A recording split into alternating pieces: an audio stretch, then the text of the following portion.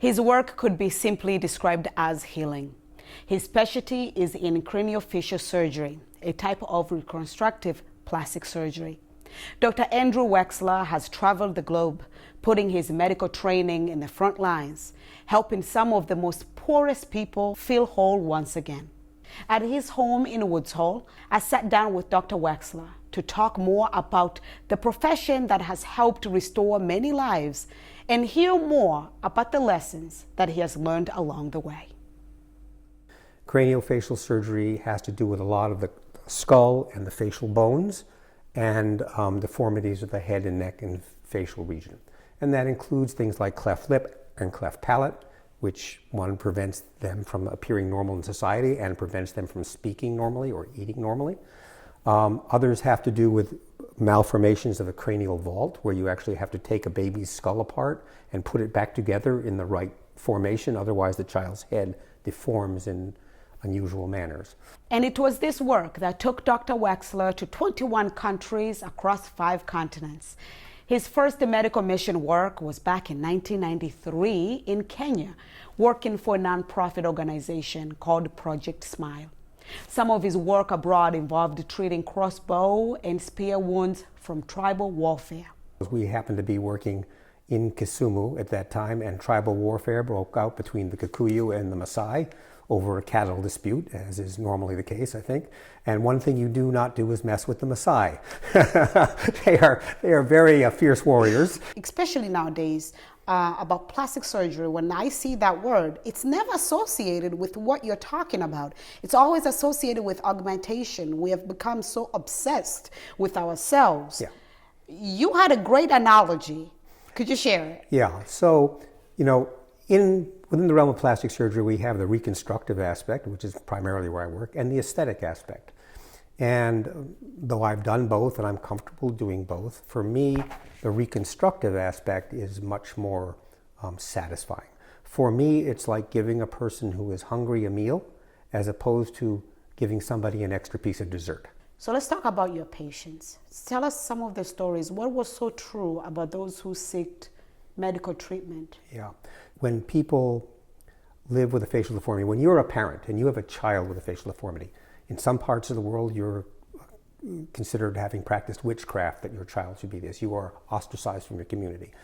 A child will not be able to go to school. He will not be able to have playmates because we are very, as humans, we are very attracted to symmetry. We are attracted to attractive people. This is the whole, aesthetic area.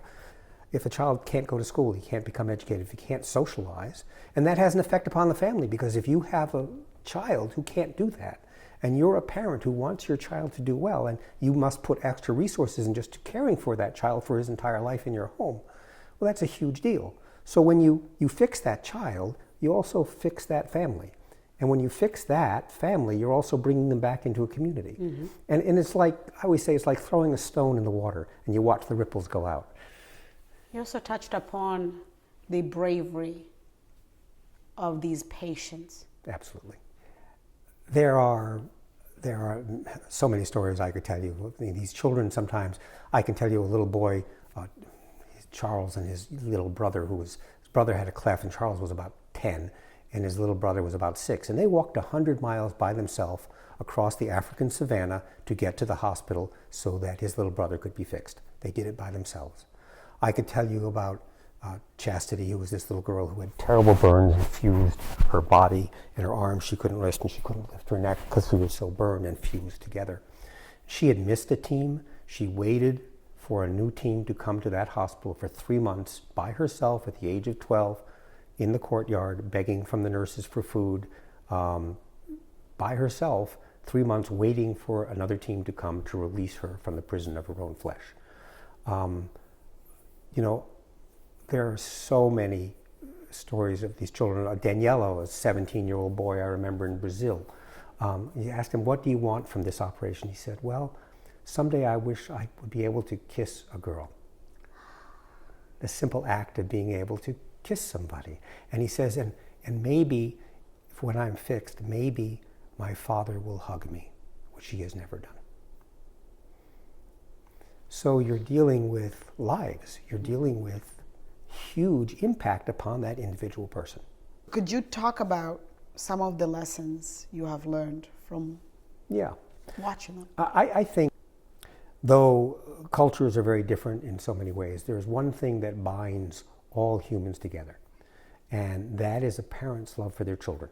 When you insert yourself into that by helping that child, some of that parental love comes back to you, and it's a palpable energy. And it's as, for me, that's as addicting as a drug, and it makes you want to come back and do that time and time again. Dr. Wexler says he has discovered profound life lessons from working in struggling countries. And despite the physical deprivation, he felt a rich sense of community in those places.